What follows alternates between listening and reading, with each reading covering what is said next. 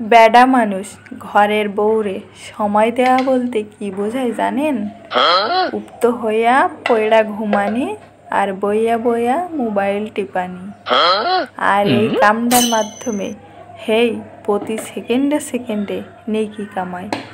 মাশাআল্লাহ, এমন নেককার স্বামী পাওয়া ভাগ্যের ব্যাপার। সুবহানাল্লাহ।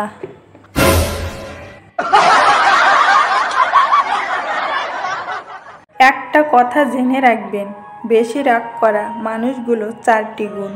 তারা সবার ভালো চায়, কিন্তু শেষে দোষটা তাদেরই হয়। 2. কখনোই কাউকে ধোঁকা দেয় না। 3. ভালোবাসার মানুষগুলোকে আগলে রাখে। 4. তাদের মন খুবই নরম হয়। আত্মীয় স্বজনের উদ্দেশ্য বলতেছি, সারাদিন কুটনামি আর পরনিন্দা কইরা রাতে অনলাইনে ইসলামিক স্ট্যাটাস দিলেন। আপনাদের মোবাইল হয়তো জান্নাতে যাইতে পারে, আপনাদের যাওয়ার জন্য কিন্তু আমল করতে হইব।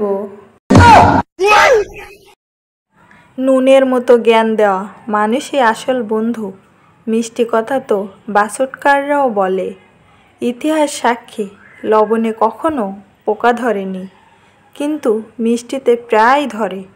ভালো রাস্তায় কেউ চলে না, খারাপ রাস্তায় সবার ভিড় থাকে। এজন্যই মদ বিক্রেতাকে কোথাও যেতে হয় না, কিন্তু দুধওয়ালাকে দাঁড়ে দাঁড়ে ঘুরতে হয়। দুধওয়ালাকে সবাই জিজ্ঞেস করে জল মিশিয়েছে কিনা, অথচ মদে মানুষ নিজের হাতে জল মিশিয়ে খায়। মানুষের বুদ্ধি দেখুন, তাকে পশু বললে রেগে যায় আর সিংহ বললে খুশি হয়, যদিও সিংহ একটা পশুই।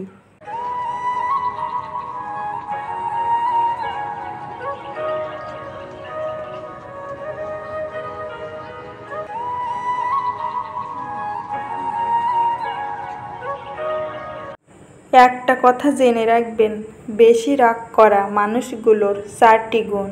তারা সবার ভালো চায়, কিন্তু শেষে দোষটা তাদেরই হয়। 2. কখনোই কাউকে ধোঁকা দেয় না। 3. ভালোবাসার মানুষগুলোকে আগলে রাখে। 4.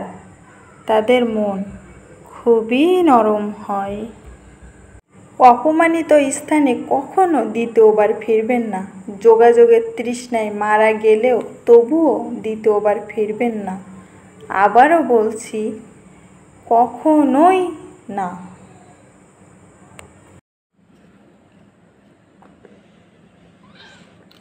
খাও, আজ তো উঠাই গালে দাও, গালে দাও।